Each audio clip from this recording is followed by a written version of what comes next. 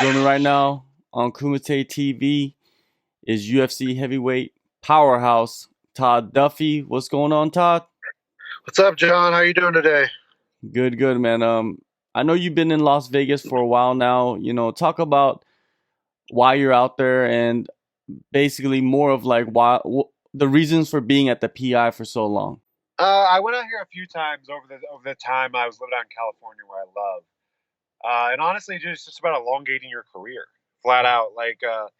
To get the kind of service that you get at the PI, like I get physical therapy on a daily basis, regardless if you're injured or not. You need it as a fighter. Like you're getting beat up, it's just basic body maintenance. I would have to spend $2,000 a month probably minimum. Especially out in California, probably more. Um, just off that, just elongating my career, trying to get a good, healthy, fresh start back into this. I've been out for a long time. Injuries is kind of what kept me out. Um, so I mean, it makes sense. Vegas is easy to live in. There's a slew of heavyweights out here right now. I think Blagoy's been out here for about the last 8 or 9 years, but he's attracted quite a few more.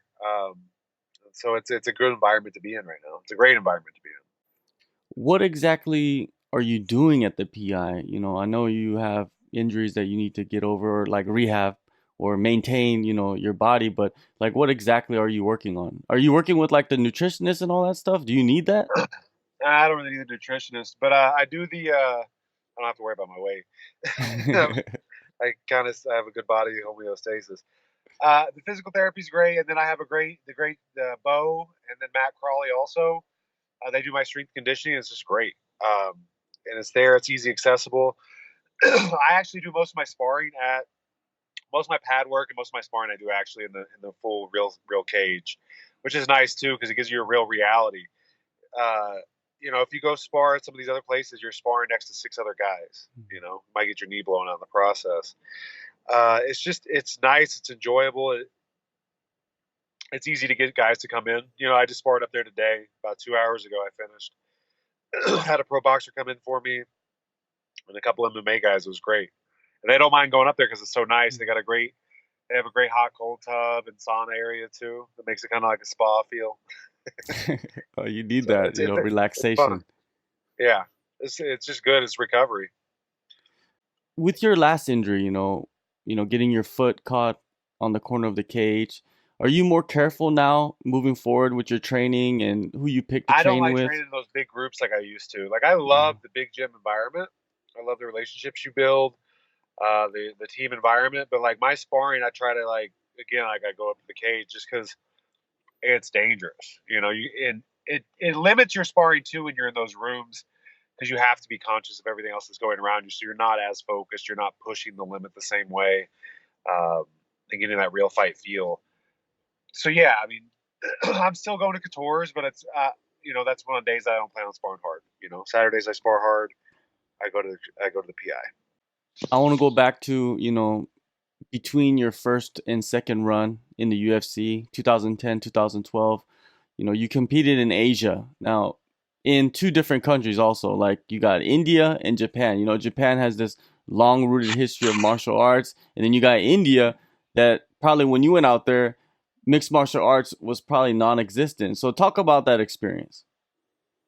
Yeah, I mean, Japanese has it's a deep, deep culture, and they have a high respect for martial artists. It was my favorite place to fight. I'm not necessarily like I've been to Japan. I did like a tour for the troops there. I was there for 2 weeks.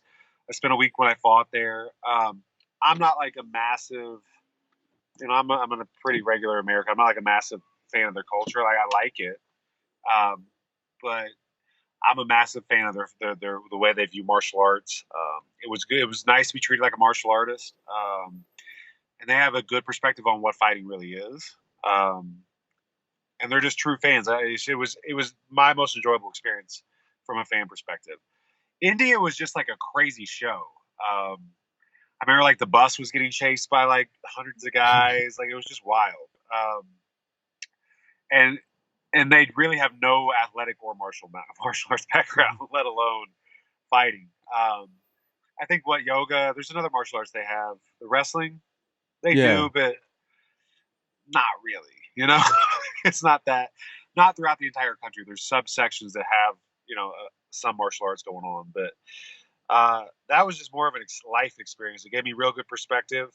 I used to kind of have this attitude where, like, I come from a town of 350 people, and the kind of general attitude is everything sucks. Like the town, it's there's not a lot going on. It's like, and I just always remember feeling so like we were just not underprivileged, but under opportuned. Like we just didn't get the same opportunities everybody else. So it kind of gave us all an attitude. I remember growing up. And when I went to India, I really broke that. I was like, oh, wow, like I had it made. So India was more of like a spiritual life lesson situation, whereas Japan was just let me feel like a martial artist. It really did. Like I was like, oh, wow, like they see what this is. They really understand it. Whereas Americans look like it's playing basketball, and it's not. It's not playing basketball at all. Like it's just different. The entire life of it is.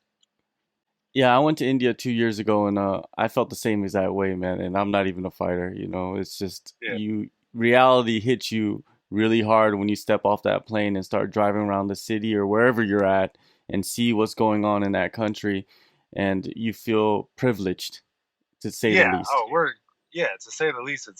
They operate off the class system, which blows Mm. my mind. So like you can't, if you're born into poverty, you stay in poverty, which means people don't even help you.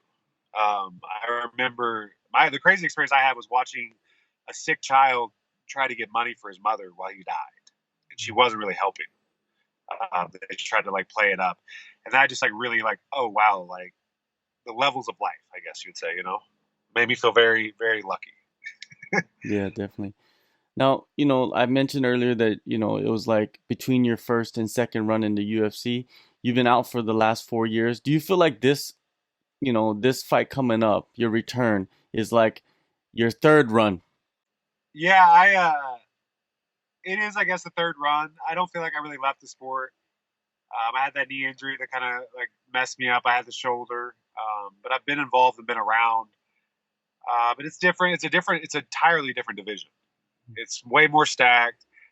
The guys that are coming in now are coming in with pedigrees, and they're coming in better. They're better athletes. They're better fighters in general. Um, so I think this run will be a little more. It doesn't seem as like easy. It doesn't seem like win 3 fights and get a title. It seems like win 5 fights and get a title shot. So it's definitely different in that aspect. And then that's really it though. Like I'm a lot more mature. I think like I was pretty mature in the last run. I felt like. Um, but comparatively speaking to the first time, yeah, it's a lot. It's just like very relaxed. It's not a big deal. Do you see it as like now the heavyweight division, do you have to be more strategic with where you're going with your career compared to like let's say 5 years ago where or even 6 years ago where you could just fight whoever and like you just mentioned could get a title shot off 2, 3 wins? I think if you're choosing your fights and stuff like that, and you're trying to have like the boxing style of fight career, Mhm. um, yeah, definitely now. Whereas, but like it's the bottom half you got to watch out for. Like that guy from France, he just fought today. Looks like a big mean athlete. Looks actually pretty skilled. Uh, you have these like guys that are coming in that are hot already. They have real talent. Whereas back in the day, you had to get into the UFC to be able to have a career, so you could build your skill set. Now it's just these guys are coming in ready. So it's different. You have to be maybe smart in your early fights to get to those big opportunities. But I don't really think the UFC works that way for the most part. I think they just match you up and you go. So it's not boxing, definitely. I mean, you hear them talking about boxing now, like the thing that they want to do with the Zuffa boxing is they want the best guys to fight the best guys. So it's going to shake it up a bit, I'm sure.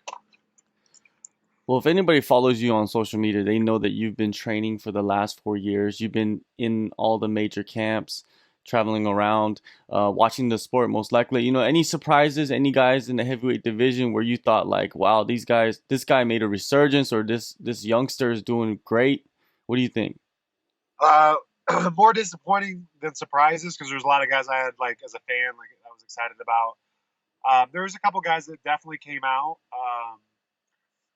Like the Black Beast is definitely a surprise. I remember when he was in like the local circuit.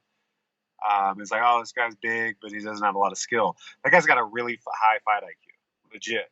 Like you can't knock it. and he's limited physically with what he can do, and he does a great job with it. He was a big shock. I mean, he's done really well. He got a title fight. I think he's ranked number 6 in the world right now, which is, I wouldn't say it's baffling, but it's just like it's impressive. His fight IQ is great, and that's what makes him so good. I'm trying to think of some other guys that have like really like shocked me, or not really. Nobody's really like kind of outlived their expectations. Maybe. I'm trying to think. There's guys that are coming in that are good. There's dark horses. There's new dark horses. The dark horse isn't Travis Brown anymore. It's what is that guy's name from Bellator? The big 6'7" guy. There's guys like him. Oh, that nobody knows. Volkov. I don't even know his name. Yeah, I don't even know Volkov's name. So there's guys like that coming in that are in the top 10. Not finally. There's been some great careers though, like that you would have thought. I think my training partner Tim Johnson, he doesn't look like he's going to have a winning record in the UFC, and he did. Mm-hmm. I think he was a big shock. There's a lot of guys out there that I think the biggest shock is Blago coming out of a coma to be in the top 10 right now. Yeah, definitely. He's an animal. That guy's an animal. He's one of my favorite fighters just for that. He's an absolute animal, though. I'm not shocked in his skill set. I mean, he's a Sambo world champion, but just for him to overcome that, it's inspiring, really. Your last fight in the UFC, you were the main event, and then after that, it just, 4 years has passed. But take us back to that first year after that fight. What did you go through that led to you taking so much time off? Well, you can't get starched and then go right back to it. I tried, but you're not going to get the support you want. I mean, the reality is like that big time off was me negotiating a contract. Joe Silva, I mean, they made fun of it on Joe Rogan, for Christ's sakes. My coach and Gaston Bolanos with Joe, they're laughing like this guy's fighting in the main event for 10 grand. You can't get support to go fight when you're not really making a living doing it. People, this is a heavyweight division. Like, damage is done, no doubt. Guys get hurt. If you lose a fight, you're hurt. You're not just like, oh, I lost. Like, shucks. There's damage. You're going to the ER. And it's hard for people to support that if you're not making a real living doing it. So I negotiated with Joe as long as I could. Joe ended up, selling, I guess, his portion of whatever the sell. He made a bunch of money and got out of the game. And then Mick Maynard came on, and he gave me a much better contract and made it possible for me to do this as a career. I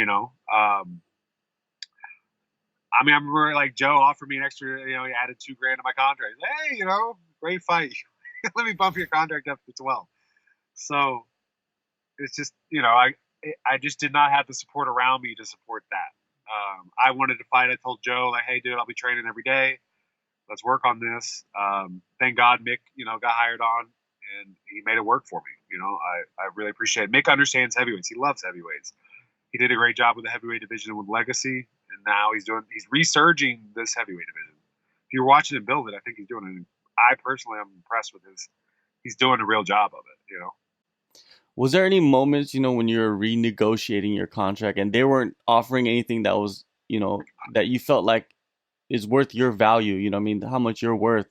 Was there like any moments where you're like, man, fuck this. Like, I'm not doing this shit anymore? A lot of days. I mean, yeah, it wasn't, I'm not doing this shit anymore. Like, I love martial arts. I'm a lifer, no doubt. I was still training, but it just like goes, oh, this is a hobby. This is not a career. And it costs to play in the sport. It just does. Pad sessions aren't free. Coaching isn't free. Sometimes you have to pay your training partners to get punched in the face. That's just how this sport works. Guys aren't just lining up for that. If you just look at the food, the whole situation, it's, the average number of fights you're going to get per year is 1.8, 1.9, I think. Average UFC fighter fights twice a year, let's say. I constantly was like, oh, this is a hobby. Cool. Like, I was still planning on fighting, but I just wasn't looking at it as like, oh, I'm going to make my money here. Once they got rid of sponsors, it turned the game upside down, really. My fight card, that main event fight was the first fight card with the new sponsorship situation. So, yeah, I mean, there was a lot of that. I had a bad taste in my mouth for sure, but I still love martial arts. I still love fighting. I still love the UFC. It's no hard feelings. They're running the business. That's how they got to do it. So I can't, I thought it was pretty exciting, but, Well, you're definitely exciting, man. You're like, when you look back, you were one of the guys that everybody was hyping up. You're one of the guys that everybody wanted to see fight every single time out because they knew that you were gonna come and put in some work in that cage. So, when you kind of like slowly dissipated from the rankings and everything, everybody was like, "Where is Todd? What is he doing?" And Every I'm day of pretty my sure you life, got I those got that. questions all the time for the last 4 years. Todd, what are you It hurt. doing? Why are you not fighting? Yeah, it Explain hurt. that and try to like, do you have to lie to people sometimes when they ask you, or are you just telling Yeah, them I the would always truth? play it off like injuries initially because it's embarrassing. You don't want to like expose the sport for the realities. But I mean, after a while, I was like, man, listen, if I can make a living, let me know. Like, I'm here for it. I love it. But it was tough because it's an ego check. It's something you want to do. You feel like you're letting time and your dream pass by. Khabib's brother, he pulled me aside one day and like talked to me in a way that like he really gave me hope in like getting myself back into having this career. And he also just gave me the reality, like, hey man, you got to get in there. Like your time will pass you. And every time I heard that question, I felt it. It was so frustrating. I couldn't even get to where I could respond. It's like, oh fuck, man, I'm hurt. That's what I'd say. But it's just the realities of the sport. You're not going to do this and have a full time job. And if you do, you're not going to do it well. I don't know anybody that's doing well doing that. Every time you see these guys like hit big and they start doing extracurriculars, what happens to their career? Every single time. This is the most intense sport. It's not a sport, it's fighting. It's the most intense, I would say, physical endeavor, life endeavor you can do. You're putting yourself at risk. Um, and you're doing it with somebody that's living, breathing, eating, trying to destroy you. So, you know, you need to be able to do it full time. Well, And that was my entire goal. it seems like that you're at that point now. You've gotten your contract situated, and now you're returning, and you're in Vegas, focusing on your career. You got the PI backing you. You don't have to worry about that financially. Talk about your opponent. Jeff Hughes. When you signed that contract to face him. Um, what was your thoughts on him? Did you have to go look him up, or did you know who he was? Honestly, like I haven't. I used to scour like the local circuits and stuff like that, but I had a bad taste in my mouth this last 4 years, so I wasn't following the sport the same way. I did have to look him up, and I was like, "Damn, these guys are talented now. Like, what happened? He's good. He's it looks like a boxer, karate guy. He had the legacy belt for a while, which was not easy to do. Like Mick made that a tough division. That was like the best heavyweights around in the U.S. for fighting in legacy. He's fought guys in the UFC that made it to the UFC. You know, he's talented. He's from a good camp in Ohio, and then also he cross trains over there with Stipe. He's a lot bigger than he looks, I guess, on a picture. I've actually got to meet him in person. It's an exciting fight, I think, for both of us, and it's a fair fight for both of us. I'm coming off a long layoff. Haven't been in a while. He's new to the UFC. It's exciting. It's a good fight for the fans, I think, for sure. Two heavyweights I like to go out and strike. It's exciting. Was Canada the place you wanted to make your return, or was it just like what it landed on? That's what it landed on. Nobody wants to fight out of the country. You have to pay their taxes as well. It's just, again, this is a business. Like, I think that Canadian taxes are ridiculous. I don't know, but I want to say they're going to get like half, So, and they take it right off the top. So I'm not excited about that. No one is. But that's just the business we're in. Again, if I could fight every time in Las Vegas, I would. I love it here. This is the Yeah, fight it seems capital for a like that's reason. important for fighters now. Is like, the UFC is global, so you got to be very, very careful and kind of research, or your manager has to research. Like, hey, if you fight here, you're gonna have to pay this much in taxes. If you fight in this state, what state do they take the most taxes? Is it Texas or California, I California? think. California, yeah. California. There's no state tax in Texas. I don't know if they have, but California, they wreck you. That was my last fight. They take it off the top again. So it's yeah. You got to think about that. I don't know that Canada's as bad as I've made it out to be. I know Australia's pretty rough. I know Australia is cutting guys in half. Um, so yeah, it's you got to be smart about that. It's a global business, and you have to respect that. But at the same time, yeah, if you can protect yourself, I don't know why you wouldn't. Yeah, you got You her, know, man. You got her. like people don't realize that this sport again, it takes money. Guys that win are going to stay, their careers stay longer because they have money. They have money to invest in themselves. They have money to invest in their sport and a good support system around them. The guy that's why those guys stick around longer. You'll see guys that made money like, man, how's this guy still doing it? Like he's got a great support system. You know, he's able to afford it. Um, so yeah, you got to try to protect your money for sure. It's pay to Moving play. on, with your career, do you have a projected plan for what you're going to do, or is it just like, hey, I'm just gonna take this fight, and then whoever comes next, I'm gonna take that fight and just continue that way? Yeah, I got a new manager, Ali, and he does a great job with that. So I'm gonna let him handle that. Mm. I'm not gonna really worry about it. I'm gonna keep my eye on the division, all of them, because there's stuff to learn. But I don't have like, oh, fight this guy, fight this guy, fight this guy.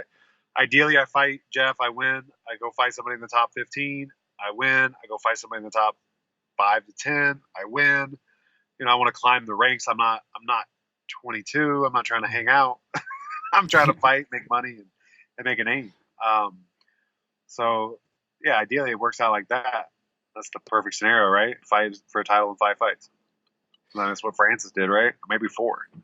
Yeah, man. I think you can make money real quick now, and especially the style that you bring to the octagon. Now, an opponent that I see, that you fought that is still hanging around, with a big name is Overeem. You don't think Yeah, of like, I course I want to want get that in fight there with back. Overeem before he, hangs it up. I hate that I missed Barnett. I hate that I missed my rematch with Frank. I hate Mhm. that like all these guys. Verdum, like is he coming back? I don't know. I think he is. I would imagine Verdum does. Verdum loves this shit.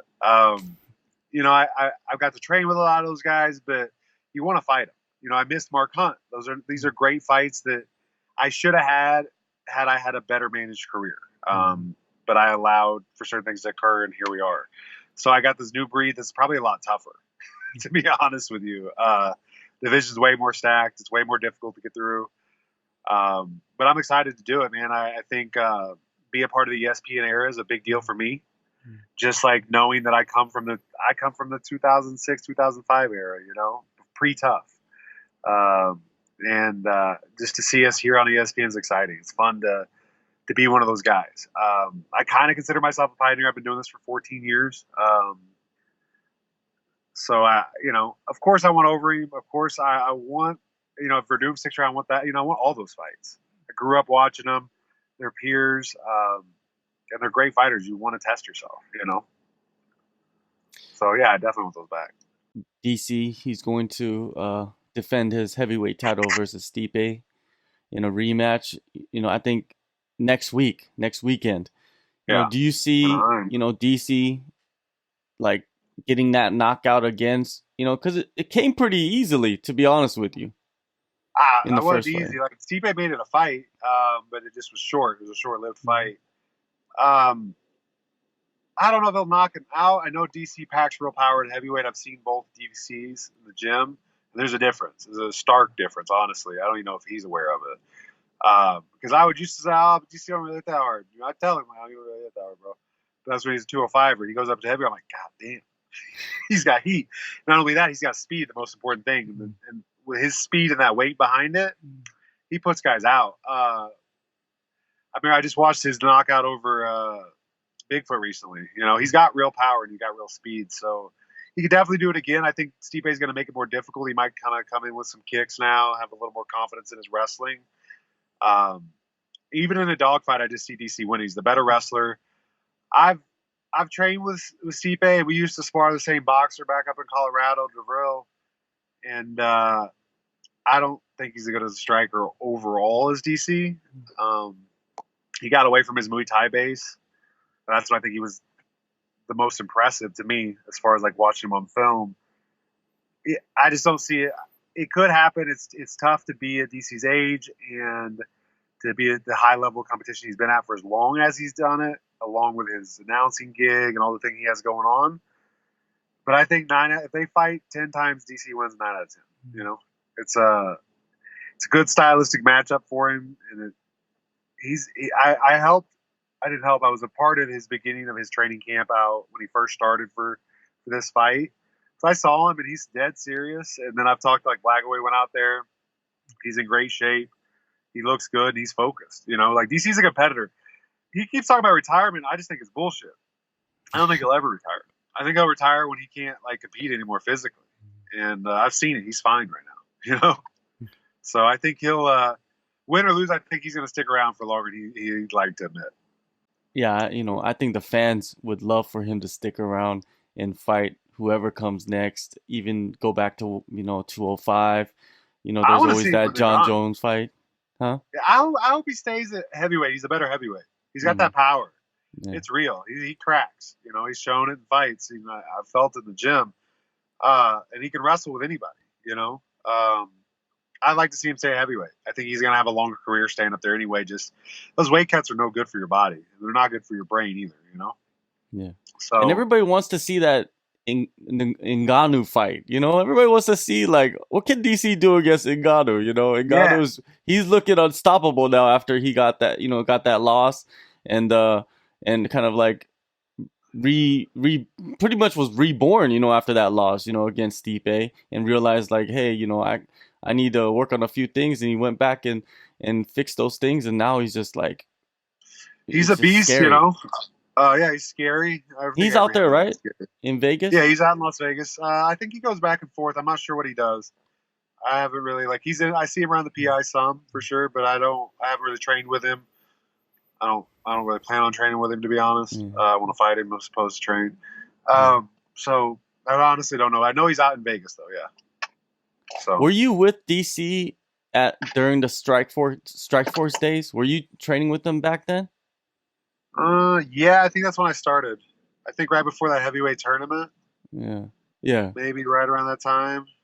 I think I don't know what year was that. Either right after, no, it was before DC had that belt. I'm almost sure of it because I remember talking to him about some of his fights because I knew some of the guys real well, and I did a few of those camps with him. I think, yeah. Yeah, man, he's always been an incredible talent, ever since I remember him bursting on in that, like, tournament where he, like, snuck on, at the last Yeah. minute and just How do you, destroyed everybody. he's like an alternate, right? For a minute when Yeah, they yeah, yeah. plugged him in. Yeah, he's a monster. I love that tournament. I love those heavyweight tournaments. I hope they bring him back. It seems like they might. Yeah. I feel like there's a chance. I think they're going to have to at some point. Just There's with so how many new guys. and the way that the PFL success, and I think that'll help you build stars. Mhm. And I think it'll also give a better perception to the fans of what fighting really is. Like when you got guys winning 2 fights in a night again, they can go to Japan for these fights. Why not? Yeah. I'm sure China will sanction these tournaments. Like, come on. That was the heyday to me. Those K1 style tournaments, the Pride tournaments. I love Yeah. that. I think it builds stars, and I think it gives fans a better understanding of what's really going on. Like, guys are fighting hurt. Mm. I would say most guys are hurt when they walk into that cage. They're training hurt. It's not as it seems as a fan. It's a much different world once you get inside it. Definitely, man. Well, Todd, man, you return, man, September 14th, a couple, like about a month away, I think, in Vancouver, Canada. Man, it was great chatting with you about everything that's been going on, and I'm, honored that, you would open up and talk about the realities of this sport instead of kind of giving me, like, those cookie cutter answers like a lot of times people do. Yeah, it's easier probably. I just haven't really mastered that skill yet. I'll work on it. I got some press conferences ahead of me.